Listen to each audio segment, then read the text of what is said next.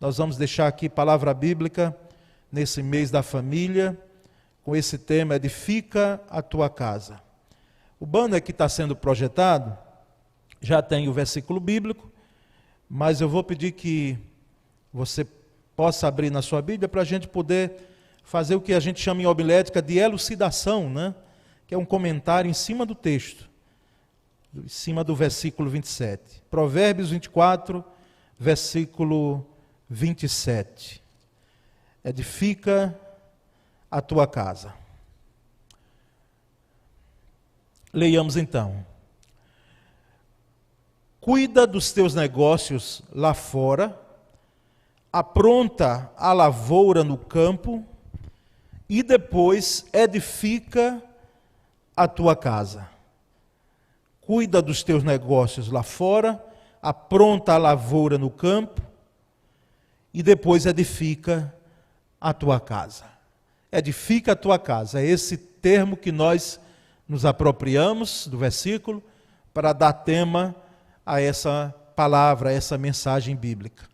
Irmãos, é interessante notar que família é algo assim, alguém já disse que era o que tinha tudo para dar errado. Família é quando a gente se reporta a casamento ainda, os dois, que é uma família, não é?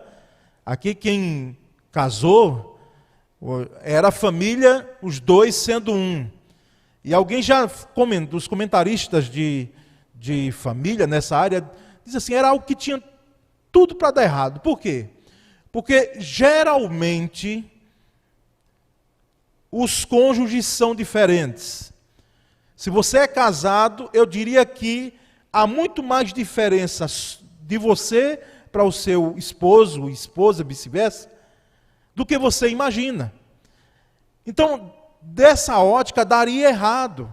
Porque como é que pode duas pessoas diferentes, enquanto um elétrico parece que é 220 volts ali, o outro é devagar, quase parando, não é? Enquanto o outro tem uma habilidade para fazer umas coisas, o outro tem habilidade para outras. Enquanto um outro tem uma dificuldade de lidar com dinheiro, porque parece que quer em um dia só, não é, que todas as finanças elas sejam liquidadas ali, não é? O outro pensa lá na frente. Então nós somos diferentes. Eu já estou com mais de 25, já posso dizer isso, e tem gente aqui com muito mais tempo, não é? Do que eu que vai dizer isso mesmo, pastor, não é? É assim. E quando chegam os filhos, quando chegam os agregados, né? Quando chegam, a família vai crescendo, o ninho vai ficando também vazio às vezes, aí a gente nota, irmãos, que família não vem pronta. Família se constrói. Família é para ser edificada, construída. Por isso a imagem ali do banner, né? A mão do masculina ali, deu para perceber, uma mão mais feminina, colocando ali tijolos naquela edificação. E nós sabemos que é preciso encararmos dessa forma. Porque há quem pense que a família perfeita, a família dos sonhos, né? Não, família é uma construção, é uma obra em construção, assim como a igreja, assim como muitas coisas na nossa vida, não é? Então, irmãos, esse tema, ele traz essa expressão, mas também no versículo nos chama a atenção que o sábio Salomão, autor do livro de Provérbios, ele disse, olha, cuida primeiro dos teus campos, dos teus negócios, e depois edifica a tua casa. Sabe o que ele está dizendo aqui, de certa forma? Ele está dizendo assim, olha, se prepara para você edificar bem. Tá certo? Ele está dizendo àqueles que se amam, e olha, irmãos, é difícil às vezes você chegar para dois enamorados, que dizem assim, pastor, mas nós nos amamos e queremos casar. Assim, aí a pergunta vem, e a receita da casa? Como é que vai ser? Não é? Os dois ainda sem condições nenhuma, como é que vai ter? Por isso que Salomão vem e diz, olha, prepara primeiro, porque precisa ser edificado sobre algo sólido. As finanças apenas é um fator. Porque tem o caráter emocional, tem gente que se casando, tem gente construindo família sem condições emocionais para isso. Ele casa, quer ter família, mas quer viver uma vida de solteiro, não é? A mente ainda está lá, naquele filho, na casa de papai e de mamãe, e qualquer problema aí ele corre para lá, para resolver. Não é assim. Então é algo que exige da gente mesmo um esforço, um empenho, irmãos, pela graça de Deus, em edificar e não em querer pronta, porque ela dá trabalho mesmo para construir, irmãos. Não é? É um trabalho que nós precisamos da graça de Deus, nós vamos ver isso lá no final. Então, irmãos, para se construir um lar, é preciso investir. Sim, investimento. Em esferas do relacionamento humano. Porque família é feita de gente, de pessoa.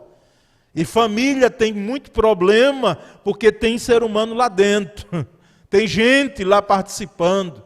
Porque onde o ser humano estiver, seja na família, seja na igreja, seja na sociedade, seja no trabalho, a possibilidade de termos dificuldades de relacionamento é muito grande, irmãos. Muito grande. Então, nunca é tarde para iniciar a edificação de uma família. Mesmo que a sua família já sofreu sequelas, né? Já chegou alguns muros a ficarem com brechas. Quem sabe alguma construção dela foi derrubada, não é? E trouxe prejuízo, sim. Mas nunca é tarde para se edificar ou se reedificar casamento, família. Até porque isso é um processo, não é? Um processo, e é um processo, como todo processo, é contínuo. Mas, irmãos, eu quero aqui rapidamente, e você vai me acompanhar, tá certo? Por quê? Porque eu noto daqui. Teve um pastor nosso aqui, disse: Paulo, eu trouxe o culto para a quarta. Eu digo: por que você trouxe sair da quinta para a quarta? Não, porque na quarta eu percebi que os irmãos estão mais inteiros. Na quinta, na sexta, já é o finalzinho da semana, o cansaço já vem. Eu digo: rapaz, será que é? Então você vai me fazer desmentir isso, tá certo? Na quinta aqui nós vamos ficar firmes, ligados, corpo, alma e espírito, ou corpo e espírito, como você pensar, tricotomia ou dicotomia, presentes aqui me acompanhando, senão sua mente vai viajar, senão você vai agora lá no problema que ficou, quem sabe, e não resolveu, ou vai resolver, senão você até dorme, e não vai acontecer isso em nome de Jesus agora, então fique ligado aqui, tá certo? Primeiro aspecto, irmãos, é que nós precisamos para edificar a nossa casa, né? Edifica a tua casa sendo otimista, pode passar, Débora, aí o slide seguinte. Sendo otimista, não é? Você fica ligado também em cima. Seja otimista. Eu sei que, irmãos, otimismo é muito menos do que fé. Quando eu trago otimismo aqui é no sentido mesmo da palavra. Porque fé é muito maior. O ideal é que você tenha otimismo e tenha fé. Porque o otimismo, ele é importante, mas nós sabemos que ela não é equiparada, o otimismo não é equiparado à fé. A fé está muito mais lá na frente. Mas é preciso otimismo para quê, irmãos? Porque a atenção nas coisas boas que existem na família precisa existir. Não é? Precisa acontecer. Precisa ser evidenciado. Às vezes, na trajetória da família, nessa edificação, é possível que se valorize muito mais os problemas do que as bênçãos. Mais as lutas, não é? As provas, do que as vitórias, as bênçãos alcançadas. Então, é preciso atenção nas coisas boas que existem na sua família. Evite concentrar ou supervalorizar, porque tem gente que supervaloriza problema. Às vezes está ali, o problema existe, não é que ele não existe, ele existe. Mas é como diz um ditado nosso: se faz uma tempestade com um copo de água. O problema às vezes é só no joelho, ou só no cotovelo, ou só no braço. Mas aí a gente estende para o corpo todo. Supervaloriza a dor. É como o elemento masculino, né? E parece que eu não estou sozinho aqui, que basta doer um pouquinho, você já está deitado. Né? Já está deitado e gemendo. E aquilo que é uma dor localizada, parece que se espalha para o corpo todo. Porque há uma tendência nossa de supervalorizar as situações, os problemas, as queixas, não é? As reclamações. Às vezes até elas são justas, por motivos justos, mas veja bem, só reclamação direto, só queixa direto, não existe nada de bom na família, e às vezes essas queixas, elas são supervalorizadas. Então isso vai fazendo-nos esquecer das virtudes da família, irmãos. das virtudes da família. Então, por isso que eu trago otimismo, ver o que é bom que existe na sua família. Lembre-se que nenhuma família é perfeita, eu já disse isso aqui. Lembrei os irmãos. Não existe família perfeita. Você já ouviu alguém dizendo assim, mas a minha família, não é?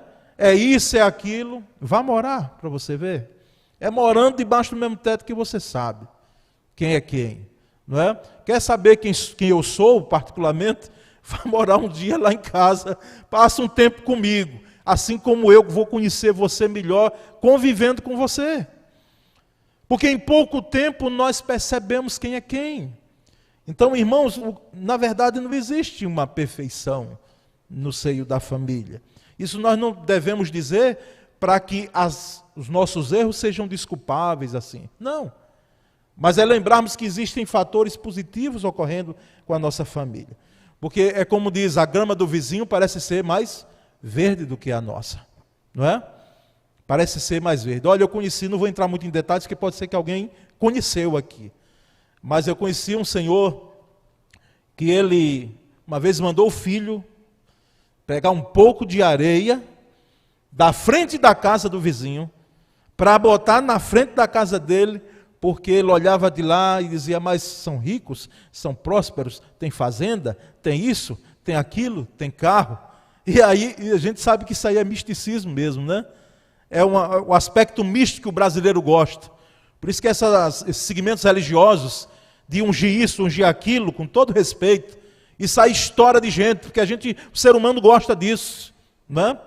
Da gente poder ver as coisas, tocar. A reforma protestante veio e, de certa forma, ela tirou tudo, até uma cruz, às vezes, que tem numa igreja. Como um dia eu entrei e alguém disse, mas para que aquela cruz ali na frente? Eu disse, meu irmão, a cruz é símbolo do cristianismo. Tire a cruz do nosso meio, que nós vamos esquecer do sacrifício de Cristo. É um símbolo, assim, como nós temos. Mas aí já é demais, pegar areia da casa do vizinho para trazer, como se houvesse poder naquilo para trazer bênção. E às vezes a gente olha e diz, não, mas é mais abençoado. Não. E a sua? Então seja otimista nesse aspecto. Segundo, irmãos, não entre no jogo da retaliação. Não entremos no jogo da retaliação. Qual é o jogo da retaliação? Muitas pessoas querem usar a seguinte desculpa, porque eu devo perdoar quando ele não merece ou ela não merece perdão? Por que é que eu devo perdoar, se não merece perdão? A questão do merecimento. E aí a gente retém perdão, não é? Fica como um álibi, o advogado sabe muito bem o que é isso. Ele fica ali prendendo, segurando, como se a gente tivesse poder para isso, e a gente não sabe que está se prejudicando. Porque na oração do Pai Nosso tem algo muito interessante lá. Diz, perdoa as dívidas, assim como nós perdoamos aos nossos devedores, ou a quem nos tem ofendido, como tem outra versão das Escrituras. Então, eu não devo reter perdão a ninguém. Eu sei que eu não vou estar, como diz um provérbio árabe, que diz que aquele que pede perdão e não se arrepende, é como aquele que escreve na água. Os irmãos já conseguiram escrever na água? Não é? Escreve, mas não fica nada. É aquele tipo de gente que ela faz, mas ela no outro dia, ou quem sabe, tempo depois ela chega assim e diz, me perdoe porque eu fiz. Aí no outro dia faz de novo, me perdoe. E chora, e solta lágrimas de crocodilo. Não, eu não estou falando isso aí. Isso aí, quem sabe, é até uma doença mesmo. Se não for com questões espirituais que precisamos orar e repreender Satanás da vida dele. Porque são questões espirituais envolvidas também. Mas, irmãos, nós não devemos entrar nesse jogo da retaliação. Porque existe uma lei espiritual chamada de semeadura e ceifa. Não é? Aliás, de semeadura e colheita. De ceifar aquilo que eu pude colher, plantar, eu devo agora, naturalmente, como uma lei de causa e efeito, eu vou colher. Isso é bíblico. Gálatas diz que, muito claramente, depois o que o homem semear, isso também ele ceifará, ou seja, colherá. Então, não entremos no jogo da retaliação. retaliarmos, né? Diz, ó, só vou perdoar a quem for de fato bonzinho ou quando eu quiser. Nós não devemos pegar esse caminho. Mas, irmãos, há um terceiro aspecto, já chegando para o final dessa palavra, é que nós devemos nos arrepender dos nossos erros. Arrependa-se dos seus erros. Eu não coloquei nem pecados ali, porque o erro ali você pode colocar pecado sim. Porque o que é o erro? O erro, às vezes, ele não traz a transgressão como um pecado. É uma falha. Mas às vezes é até a falha junto com o pecado.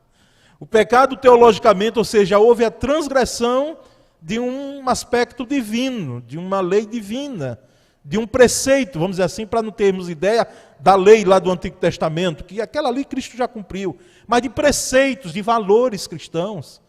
E quando transgredimos isso, então ocorre pecado. Mas às vezes são falhas nossas. Falhas de caráter que podem ser, sim, pecados, falhas de conduta, não é? Então, nós temos o que nos arrepender se ocorre um fato desse. O arrependimento pode ser difícil, principalmente se a gente foi o causador, não é? Se você foi o causador, às vezes você olha de cá e diz, não vou me rebaixar não é? Eu não vou me rebaixar porque ele não deveria, ou ela não deveria, fazer aquilo que ela fez. E eu não vou pedir perdão, eu não vou admitir que eu errei. Às vezes até, irmãos, em algo, no falar, na conduta, houve essa transgressão, houve esse erro, vamos dizer, na expressão daquilo que a gente olha de cá e que poderia ser contido, poderia ser feito de forma muito mais madura. Dedique tempo em oração, meu irmão, minha irmã, para pedir perdão a Deus e peça para que Ele lhe dê uma nova perspectiva, sim, da pessoa que você precisa, quem sabe, caminhar mais uma milha. E ela pode estar tão perto de você, debaixo do mesmo teto. Ela é o seu cônjuge. Ela é o seu esposo, ela é a sua esposa.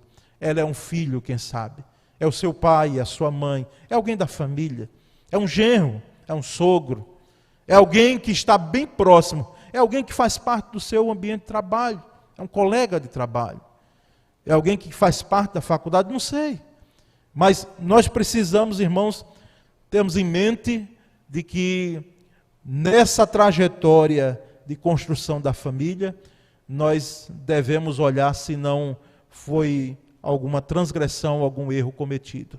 E por último, irmãos, nós devemos, para edificar a nossa casa, nos apoiarmos mutuamente. Apoiem-se mutuamente, uns aos outros. Esse apoiar aqui, irmãos, construir família, é de fato amparar-se uns aos outros, em um no outro. É o apoio de uma necessidade humana e não pode ser confundido com fraqueza. Com fraqueza, porque às vezes pode ser que a pessoa diz, não, eu dependo de ninguém. Eu vivo sozinho, não é? Eu sou independente. Muito bem, você está numa ilha então. Porque nós dependemos uns dos outros.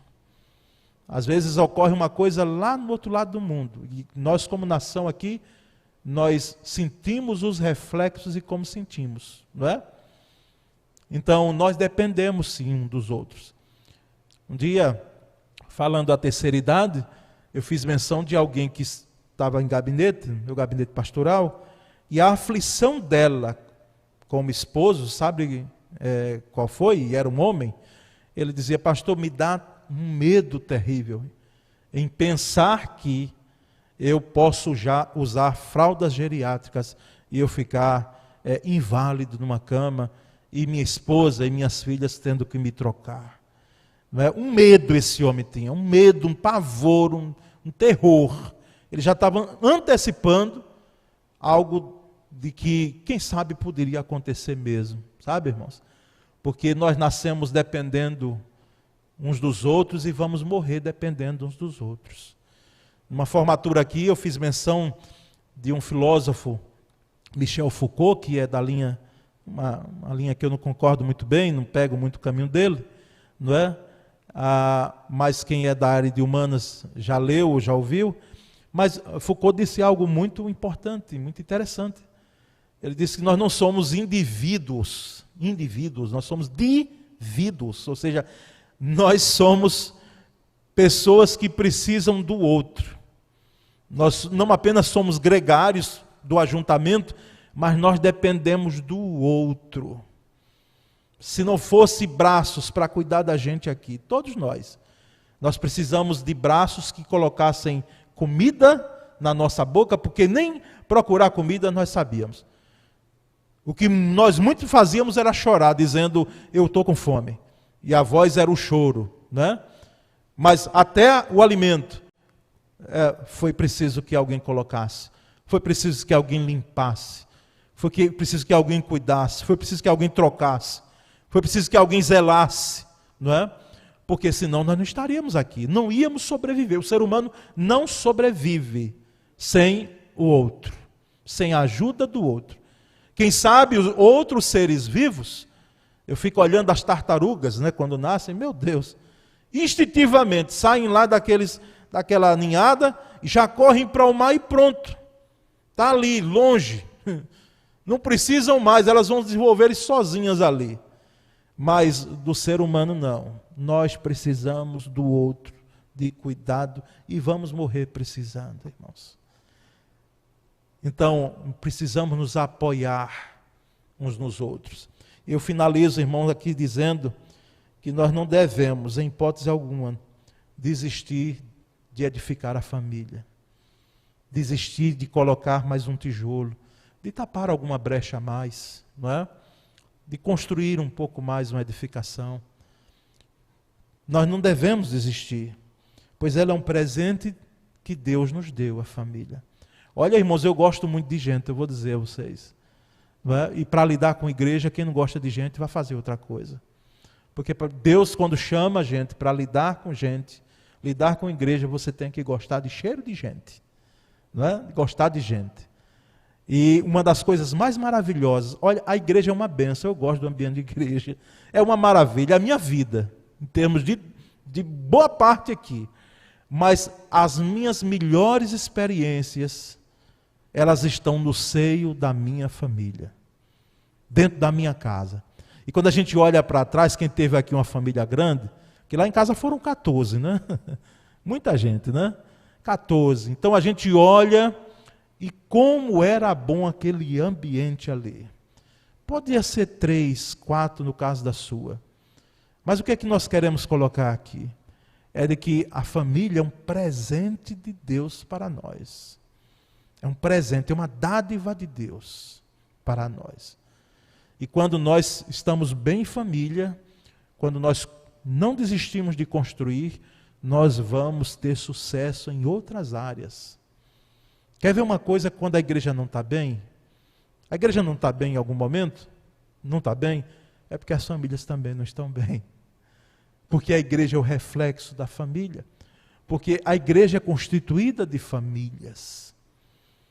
A nação não está bem? Não está bem? Porque as famílias não estão bem.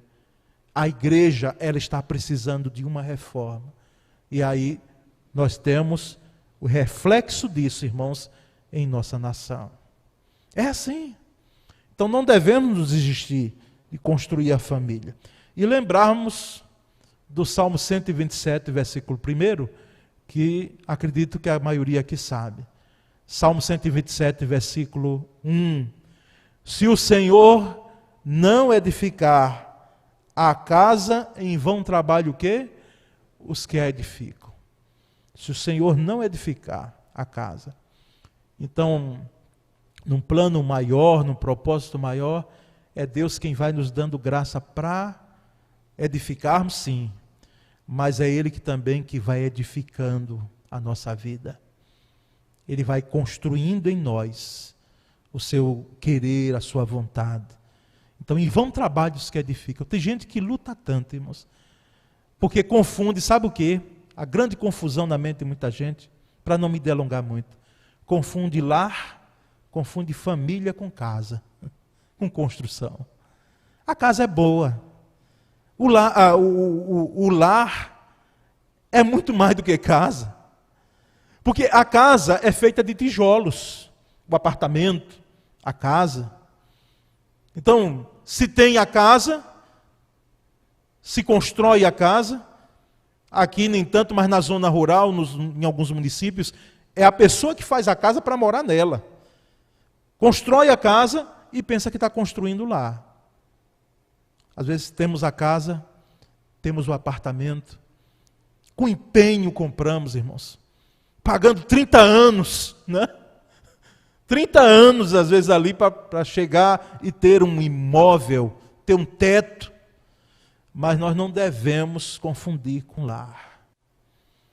Lar é muito mais do que estrutura de tijolos. Lar é aquilo que vai dar vida àquela casa, àquele ambiente. Não é? Então pode ser uma mansão, tenha, meu irmão, uma mansão, um lugar maravilhoso.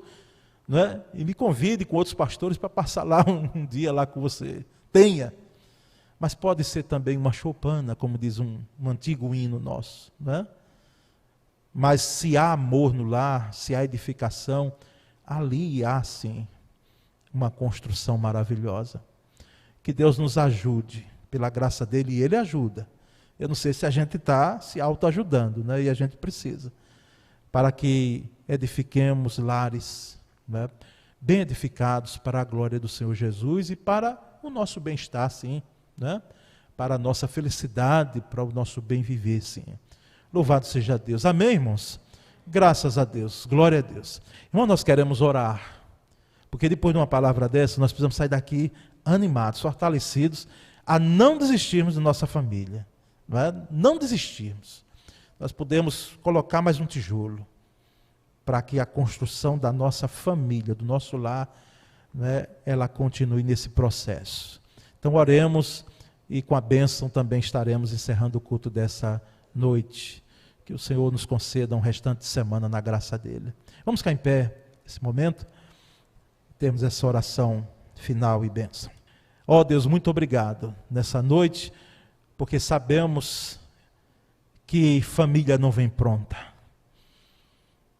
Não vem pronta, é uma edificação, é uma construção.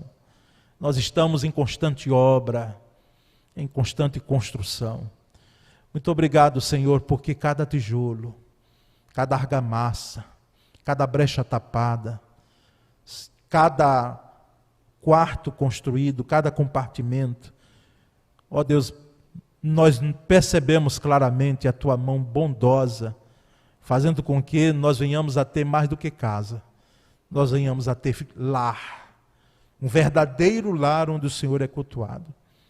Ó Pai, abençoa cada lar aqui, abençoa cada família, que a edificação, Senhor, seja uma edificação firme nos alicerces do Senhor, nos valores do reino de Deus, que o Senhor seja engrandecido, seja Senhor de cada lar aqui, Pai.